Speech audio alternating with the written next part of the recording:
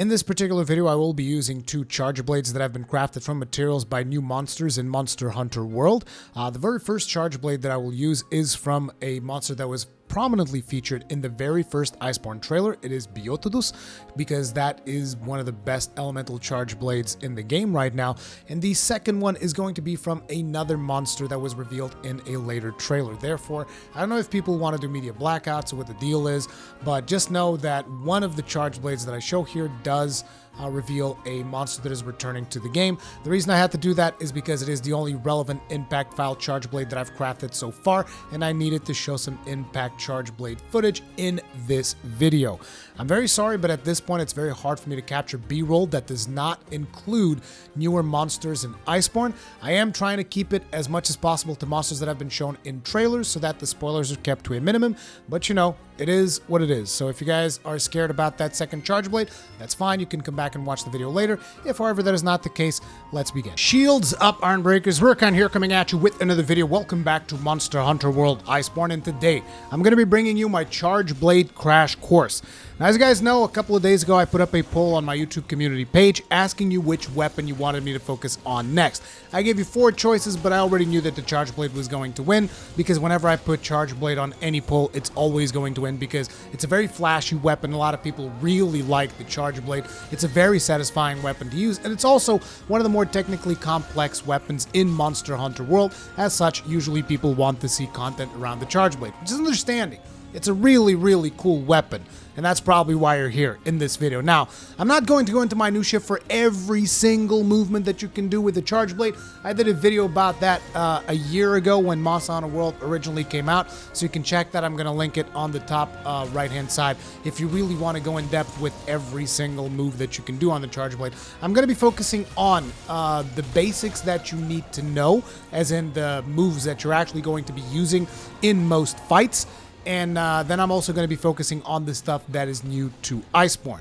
So, starting things off, what is the charge blade all about? This is a weapon that starts off as a sword and shield, and as you progress throughout the fight, eventually you're going to transform it into a big-ass axe, and then you're going to be swinging your axe around as well for additional damage. Now, axe mode is actually something that you did not see that much of during Monster Hunter World, because usually you just store up your files and do super amped elemental discharge. However, with the changes in Iceborne, there will be situations that you will want to use axe mode. So I'm going to be trying to give you guys the crash course, as the video indicates, as to how to get all this stuff started. So one of the first things that you need to know if you are moving around with sword and shield and you press the triangle, you're going to do a forward slash.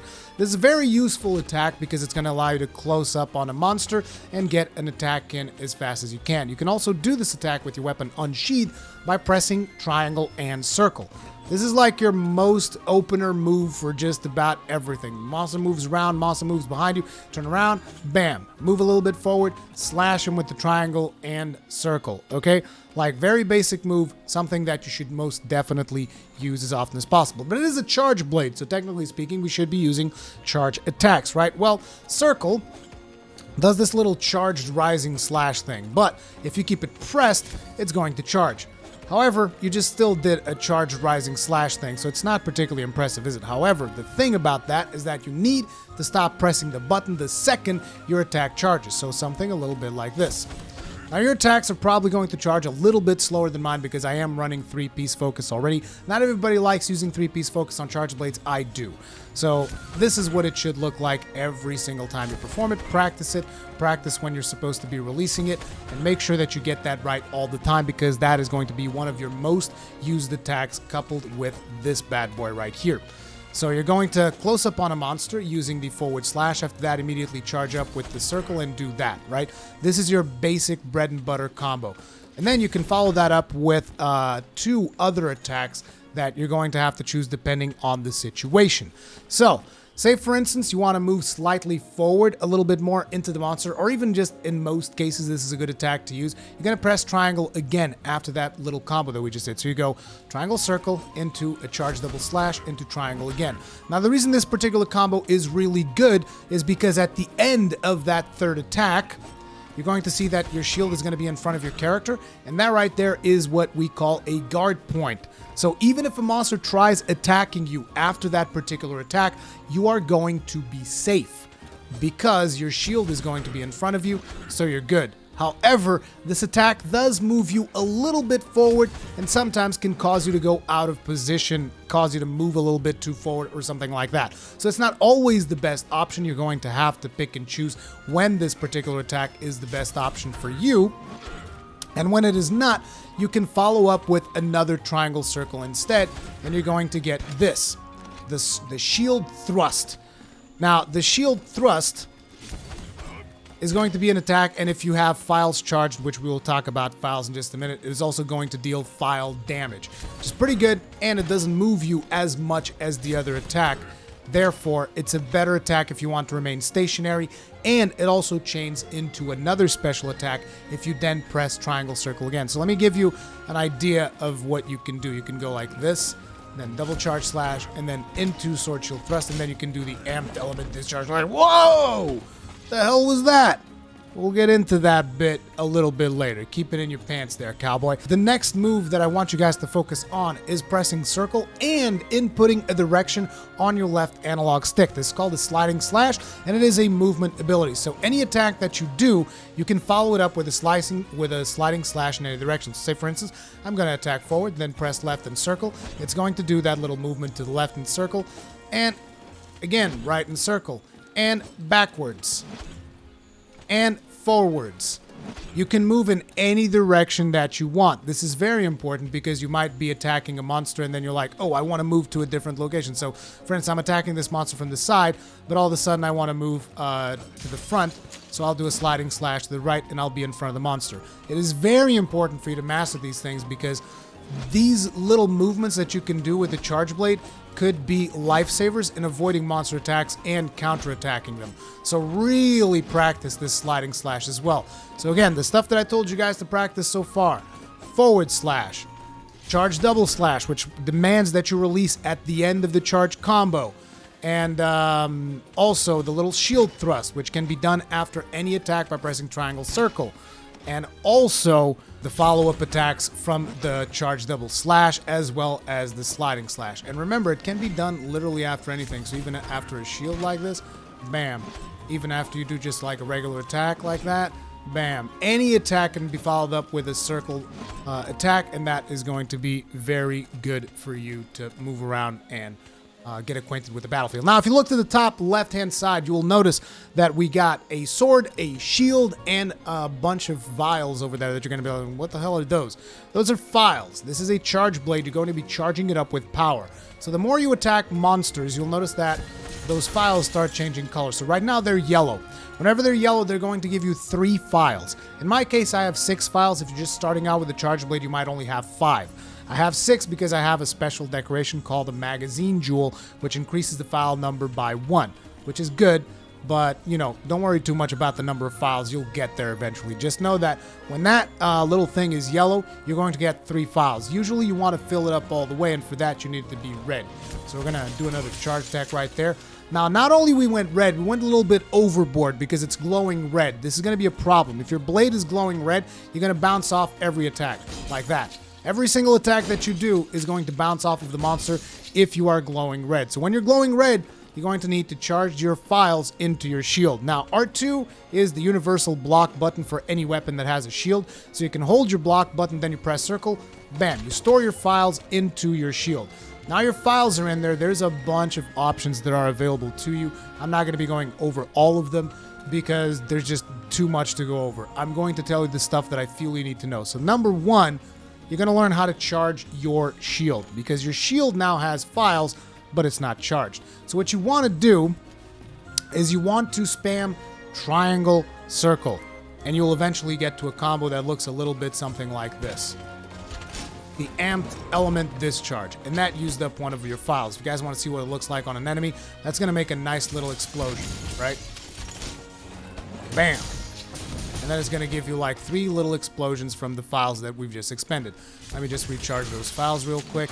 Any attack pretty much that you do is going to generate power for your charge blade so long as it is an attack in sword and shield mode, okay? That is going to power up your charge blade. So anyway, what I want you to do this time is you're going to do the spam of the triangle circle, but instead of letting it go all the way into the axe attack, you're going to cancel it by blocking just as you're about to do the axe attack. So it's going to look a little something like this. You're going to press R2 in the middle of that attack. You're going to do that elemental round slash, and your shield should now be glowing red. Now, with your shield glowing red, you have a couple of more options available to you. For starters, all of your axe attacks are going to deal more damage because the axe is charged up. The axe, the shield charge is going to last longer the more Phials you put into it, which is why it is important that you have as many Phials as possible, because that is going to increase the amount of time that your shield remains buffed. Now, another thing that you can do is, if you then try charging up your Phials, regardless if you have Phials to charge or not, with a charged shield, you can keep triangle pressed to charge your sword. It looks a little bit something like this. You're going to press R2, press circle, and then press triangle, keep it pressed, and then release whenever the little blade comes down. That's going to let you do what is called a condensed elemental slash, and if you notice, your sword is now also glowing. I mean, this one's got like little icicle things going around it because it's an ice charge blade. And basically, whenever you attack monsters now, you're going to deal your regular damage, and on top of it, you're going to see a Phial discharge, which is that additional 31 damage right there. So you got 73 plus 31 damage on the monster.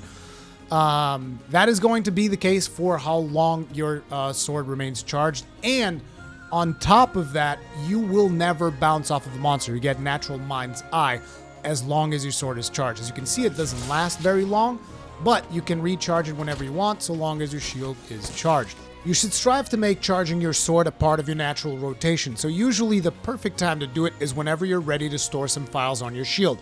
So usually as you are attacking your enemies with the attacks I told you, you will charge up energy and your Phials start glowing red, right?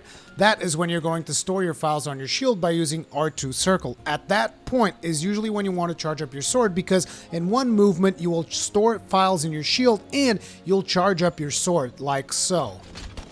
Phials charged, sword charged, and it's usually a faster animation than the one I showed you guys previously. So now you know how to charge your shield and you know how to charge your sword. If at any point in time you're like, oh, what is he talking about? I've kind of lost track of things. Go back on the video, watch it again, because now we're going to be moving forward. Now let's charge ourselves with a couple of more Phials here. There. So now we got charged shield, charged sword, and a bunch of Phials. How do you do the super amped elemental discharge? Well, if your shield is charged and you go and you do the spam triangle combo thing, you're going to go into super amped elemental discharge. And this is probably the move that you guys wanted to learn. You don't need to have your sword charged for this, you just need to have your shield charged for this. So let's go. Triangle circle, triangle circle, triangle circle, here it goes. Bam, here come the Phial. You guys can't really see that properly because, you know, I hit the monster with it and whatnot. But let me show you what the attack actually looks like when there's nothing in front so that you get a good idea. Okay, we got our Phials.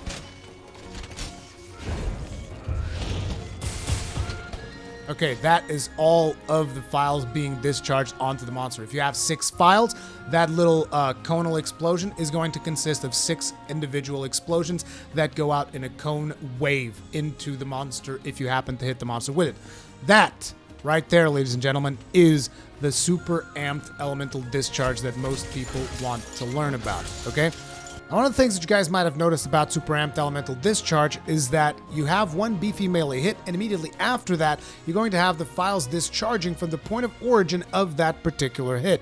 As such, this can cause you to sometimes not hit the monster in the head if you are too close to it, and on top of it, you might waste some of your Phials if you end up just unloading right on top of the monster, because you're going to be hitting a body part as opposed to hitting the head, and then the Phials are going to disperse maybe outside the area of the monster's body. However, you are able to use the sliding slash I told you earlier to gain a little bit of distance from the monster before you apply your super amped elemental discharge. So it looks a little bit something like this.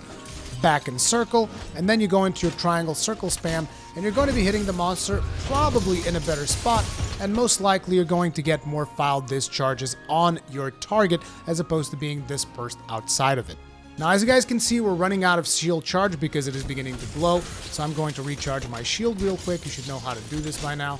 Bam, the shield is now charged. You can charge your sword too if you want to, but that's not really necessary for the purpose of this tutorial, so I will not be charging my sword anymore. Now, I am going to tell you guys that beyond using this in Sword and Shield, you can morph your Sword and Shield into an axe. This is done by pressing R2 and triangle. And once you're in axe mode, if you press R2 again, you go back to Sword and Shield mode. A very important thing about doing this is that when you do the transition from Sword and Shield into axe mode, there's actually something called a guard point, which I already talked about earlier. This is a guard point. And when anybody attacks you in the middle of that animation, you automatically block. If your shield is charged, you're going to deal damage, and you will be able to perform a counterattack if you then follow it up with triangle and circle again. I'm not going to be showing you in this video, but it is fairly simple. You guys just got to practice it, and I do show it in the other video that I linked you earlier. Just know that this is a guard point, okay? The other guard point that I told you guys about was the one that happens if you follow up the double charge slash with the triangle hit. Other guard points of note include when you swap from axe mode back into Sword and Shield. So if you happen to be in axe mode and you're axing away your enemies and then you press R2, this animation is also a guard point. And then finally, if you draw into axe, because you can draw the weapon into Sword and Shield by pressing triangle, you can also draw it directly in axe mode by pressing R2. And when you draw it into axe mode, there's actually a couple of frames where the shield is in front of your character.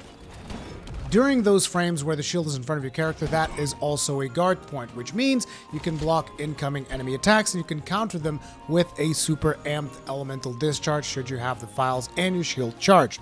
I know, it's a lot to take in, but wait, there's more. So I told you guys how you can actually go ahead and do a super amped elemental discharge. However, with Iceborne, we received a new thing, which is the Savage Axe Slash. Now, the Savage Axe Slash is a different way to use your Phials. So right now, we have a charged shield, no Phials. Let's get some Phials in there. There we go. Now we have a charged shield and Phials. Now, in order to go into Savage Axe Slash, you're going to do the same thing that you did to charge your shield, except instead of pressing R2 at the final animation, you're going to press L2. So you go into your enemy, L2 now. And now if you look to the top left-hand side, you'll notice that on top of all the usual buffs, so the sword, the shield, you now have a new buff, which is axe mode. And you'll notice that your axe is like glowing and sparking and all kinds of cool things are happening there. What this means is that whenever you perform an axe attack, your shield is going to spin, so you're going to get a bit of a chainsaw effect. It's a pretty sweet attack, I know. This is the Iceborne. This is Iceborne's new attack for the Charge Blade. And this is pretty much what you want to be doing if you get a good enough opening in a monster.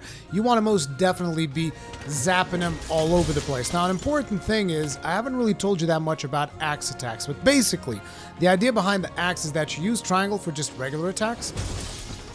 So this is a regular attack. If you press forward and triangle, you're going to do like this running attack. And then finally, you also have the circle attacks, but the circle attacks expend Phials, because there's also a Phial detonation whenever you do them. Now, an important thing is that whenever you're in Savage Axe Slash mode, you'll notice that your Phials slowly tick down. And I mean slowly because I'm using an Elemental Charge Blade. If you happen to be using an Impact Charge Blade, they're going to diminish quite rapidly. You can, however, recharge them and maintain your Savage Axe state by just recharging the Phials. See, now your Savage Axe is going to remain savage. You're going to be able to continue to do the Savage Axe Slash. And by the way, you can cancel into Savage Axe Slash whenever you want. So say, for instance, you got a little bit excited with your combos and you're like, oh no, I'm going to go into a Super Amped Elemental Discharge. Just cancel that into a Savage Axe Slash. It doesn't use up any of your Phials. It just goes back into Axe mode and does the Savage Axe Slash attack. Again, I remind you, this is one of the best ways for you to deal damage to enemies once you have a good enough opening. If you do not have that opening, you're most likely better off just using Super Amped Elemental Discharge. However, I'm going to leave that to each of you guys' experience. You guys decide what you want to do. I'm just here to try and tell you the different moves that you have access to while you are playing the Charge Blade. I'm going to recharge my shield because it's running out of charge. So now you know the Super Amped Elemental Discharge as well as the Savage Axe Slash. But we've been initiating them always from Sword mode. However, you can also initiate these attacks from Axe mode. So for instance, if you are in Axe mode, and you press triangle and circle, you're going to go into super amped elemental discharge. And you guys might be a little bit confused about this because it's not easy if you've never used the weapon before. Let's put it like that, right? So let's go over the axe stuff a little bit, just one more time. So, melee attacks, triangle. Regular attacks, right? We don't have Savage Axe Slash right now, so we're not going to have the chainsaw effect. And then circle is going to waste your files. Well, not really waste. It's going to use your files in special attacks. Now, usually what you want to do is you want to follow up a melee attack with a circle attack because you're going to get 2 files for the price of 1. So something like this. Notice how we spin the axe twice and we get 2 file discharges, but we only use 1. That's usually how you want to use the circle attack in the charge blade, because basically, again, it gives you 2 files for the price of 1. Like you do this, and then bam, bam. There's nothing wrong with just using the circle attack if you want to, but you're going to be using your files, whereas you could be getting 2 attacks per file. So just keep that in mind. Again, I know it can be a little bit messy if you've never done it before, but a little bit of practice will get you there. Trust me, after you practice it, it's really not that hard at all. So, you can also cancel the Super Amped Elemental Discharge into Savage Axe Slash from Axe Mode. So, we're going to go into Super Amped Elemental Discharge, and I'm going to cancel it by pressing L2. And now we are in Savage Axe Slash. We have the Savage Axe action. And you can also get the 2 for 1.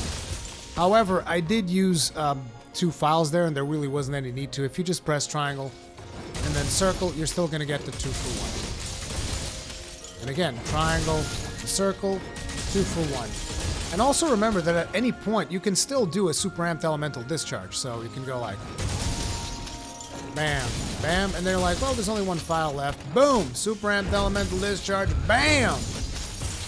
Which is a nice little way to finish because Super Amped Elemental Discharge are still 2 massive melee hits. And that's Charge Blade for you. Now when it comes to the Clutch Claw, your Charge Blade has the ability to weaken enemy parts. Basically, at any point in time, you can press L2 and then hit circle, and you will clutch onto your enemies, which then you can press triangle to attack. And that is going to weaken that specific body part of the monster, which can be seen by the inwards pointing arrows on your damage. That means that you are hitting a weak spot of the monster. So we weaken that particular spot, and you can weaken any spot that you want with the Charge Blade with just 1 simple attack. If you guys want to know more about the Clutch Claw, I have a full Clutch Claw guide which will teach you how to slam monsters into walls and stuff like that, which is pretty generic and works for just about every weapon. Now, on the topic of the Clutch Claw, there's also the ability to do Slinger Bursts with the Charge Blade. Now, the way you do Slinger Burst with the Charge Blade is after any axe attack, you can press L2, and that will do a Slinger Burst in the general direction of your target. This Slinger Burst is usually a good way to give you openings for further attacks, so use it wisely. And remember, you can Slinger Burst after any axe attack. This includes your circle attacks. You just press L2 after the attacks. Your character will do a Slinger Burst. There is also another situation where you can Slinger Burst, and that is during a guard point, which I'm probably going to fail because I'm pretty rusty with the Charge Blade, but let me see if I can get one in here. That's a guard point right there, and you can follow that up with a Slinger Burst. So guard points and in-between axe attacks are going to let you perform Slinger Bursts. I can't believe I got that on the first try. Slinger Burst.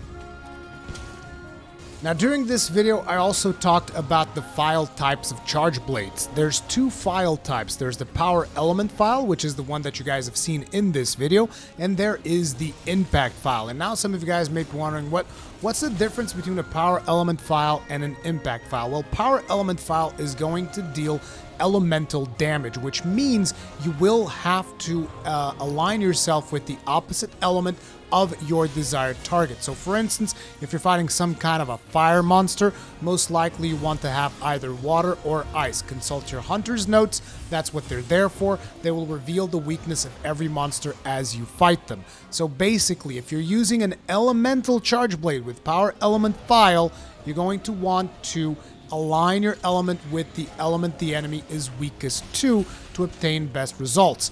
Also, the best way to increase the damage of your Phials in an elemental charge blade is to have the required element of that charge blade. So if you have an ice charge blade like I do, you'll want to stack up your ice attack skill. On the other hand, if you are using an impact Phial charge blade, you'll want to stack up on the skill artillery, because that is what is going to increase the damage of impact Phials.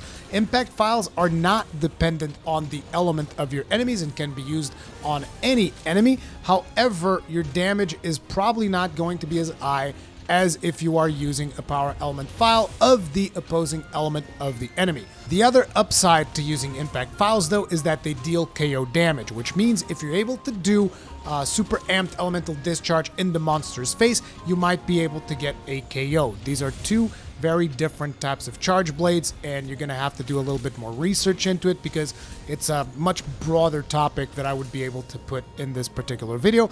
But hopefully this helps you guys out better understand the charge blade.